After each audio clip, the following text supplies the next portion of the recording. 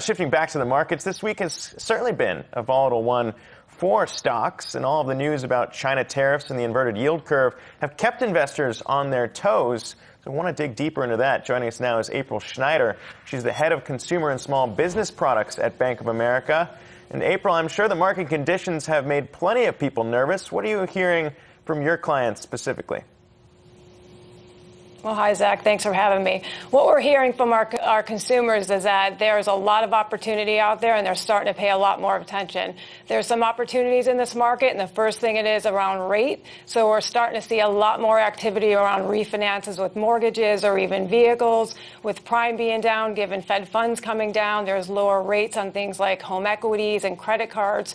So even given all the volatility that's in the market out there, there is some people who may be risk averse, some may shift some down in their equity positions and put some more into deposits. We're seeing some of that activity. But what's really core is happening is consumers may start to change some behaviors. It's really early. Volatility doesn't make a trend, as you know, so they just may start to shift some behaviors and spending. I heard a gentleman say earlier they haven't started to see that yet, nor have we, but it can start to happen. If volatility is sustained, consumers may look to save more money on bigger ticket items, and volatility will start to amp that up a bit. And this really just gets back to the principles of spending and budgeting, which is core at the heart of what consumers typically do in a volatile market.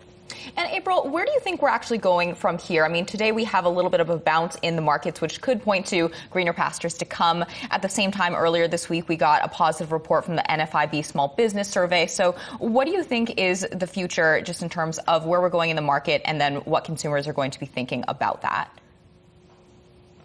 I mean, what consumers are going to be thinking, if I knew where we were going, it would be, really interesting position. But where I think consumers are going to head is they're going to really start to look at the positions. They'll probably start to meet with their financial advisors more. If they're their own personal advisor, they're going to spend a lot more money on their personal profile. That's what tends to happen in markets like this, is they're going to really just start to hunker down and look more at their personal position. But we have a ton of data at Bank of America, and we see that the credit position of our consumers are really healthy, as is their spending position. So we see that it's going to continue in the go-forward position right now. Well, we're also talking about back-to-school season. Every time I think about school, I just think about the student loans I have, the student loans other people out there might have. I mean, when you're talking about that in a low-interest rate environment, lower for longer, I mean, at least that's got to be one plus here. Are you seeing more students, perhaps those who graduated before me, refinancing at all, maybe shifting some money around that?